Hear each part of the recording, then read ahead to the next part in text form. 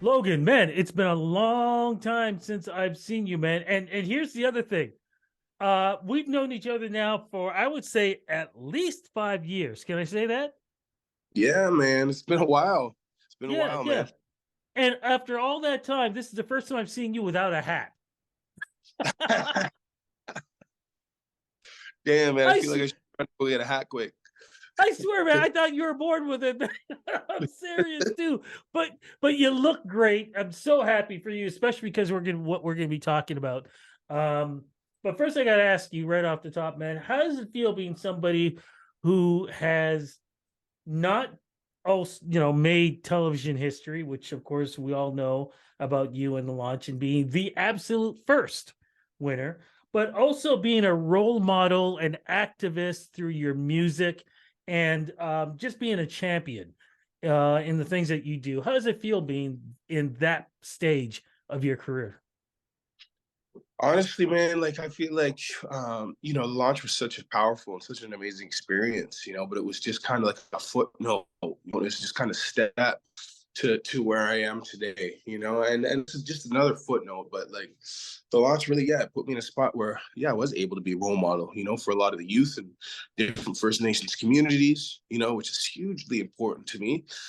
And then, it kind of led me to, my activism, which has just been like such a huge part of my life, and such a huge, just like source of pride for me, to be out there and defending our lands, and our rights is something that's just I don't know, it's just it's so important to me. How do you balance that and also being a family man too? Because daughter, correct? Yeah, Beautiful yeah, daughter. I got a daughter which you met, Riley, who's 14 years old now, but I also have a brand new daughter named Jordan, who's 4 months old now, so it's Congrats. like I'm a little bit out of practice. It's been 14 years since I had a little baby, but it's like, it's crazy how fast you just kind of like snap back into it. And you're like, oh yeah, I remember how to do this.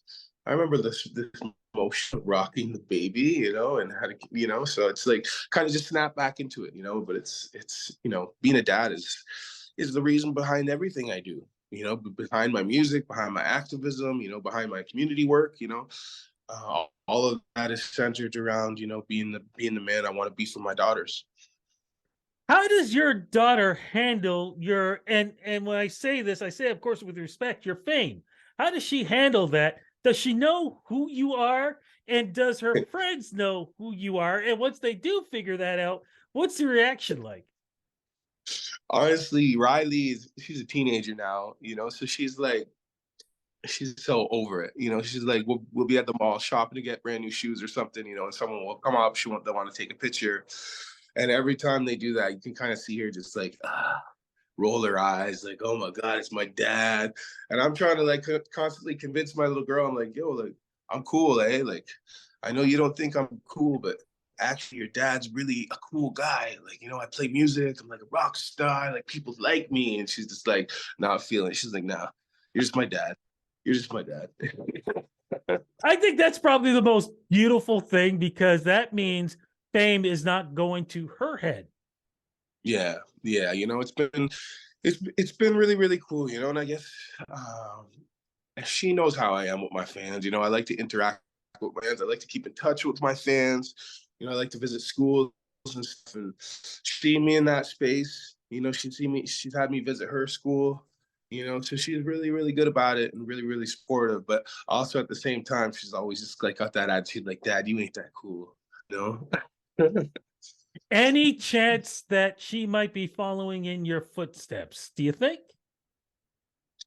I don't know, like she's definitely got an ear for music and she listens to music but she's like very, very athletic, which is different than I was when I was young. Like I wasn't an athlete at all. I was like it just wasn't my bag, but she's like playing volleyball, she's playing basketball, Wow. and she's excelling at Nice. things, right?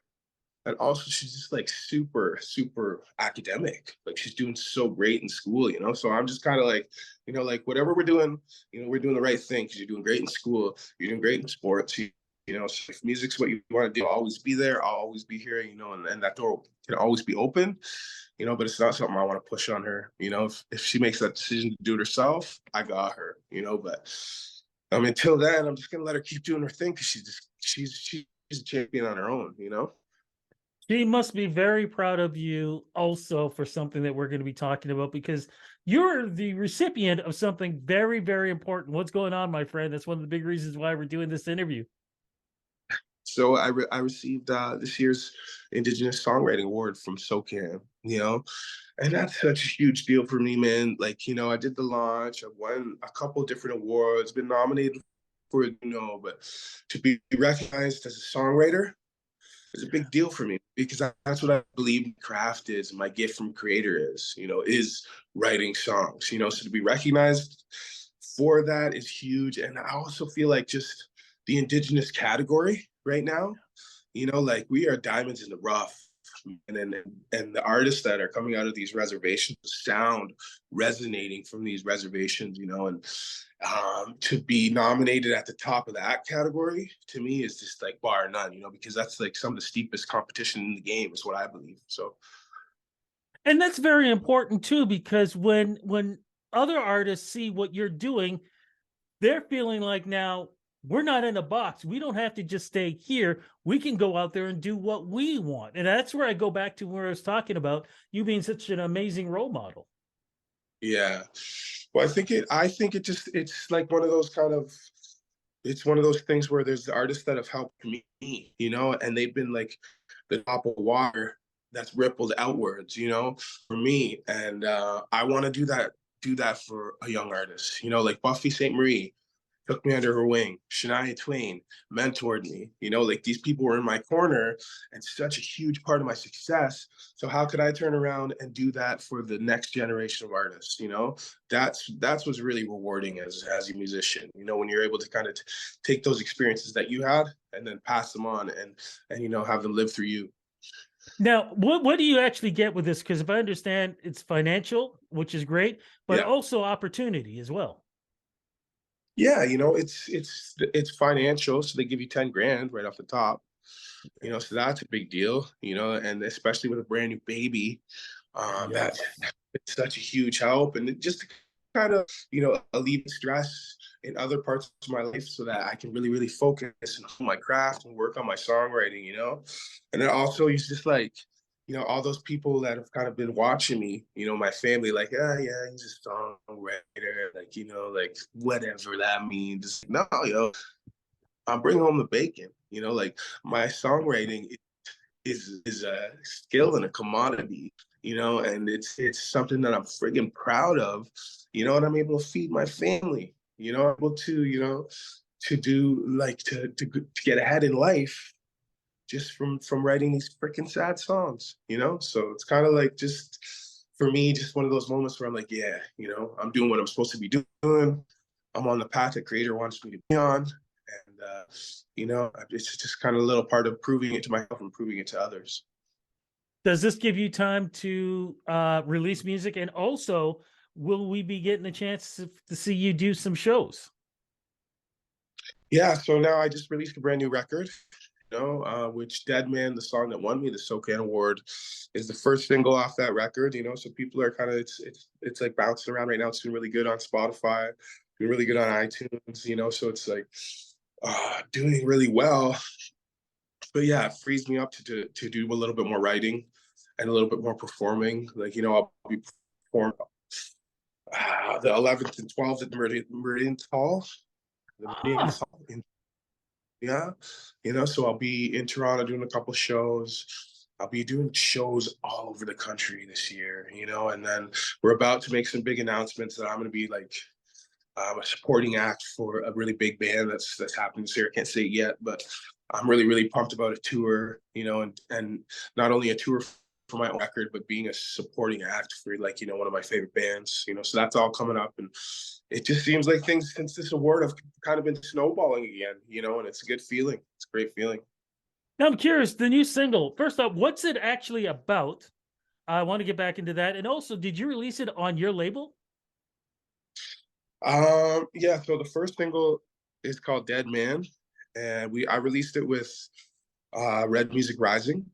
which is a small kind of indigenous label, and to me, it was just kind of coming out of the launch and working with Big Machine, that major record label, it was just kind of, they really, really wanted me to make hit songs. They really, really wanted me to write the lucky ones kind of like just consecutively. They wanted me to tap into that beast, and Red Music Rising was like, yeah, you know what? Why don't you just make the record that you want to make?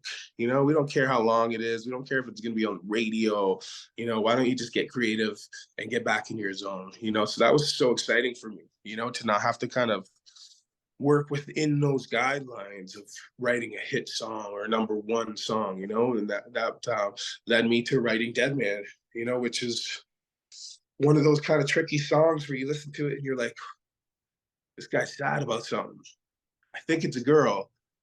Give me back my love is the chorus, right? But when I was writing it was like, I wasn't thinking about a girl or a partner or a romantic relationship. I was thinking about that love for myself, and finding that love for my culture again, and finding that pride in my skin, because who I am and where I come from and the things that my ancestors have been through, I was displaced from my culture, and to find my way back to that and that process of reclamation, that's kind of what Dead Man's all about, I love it.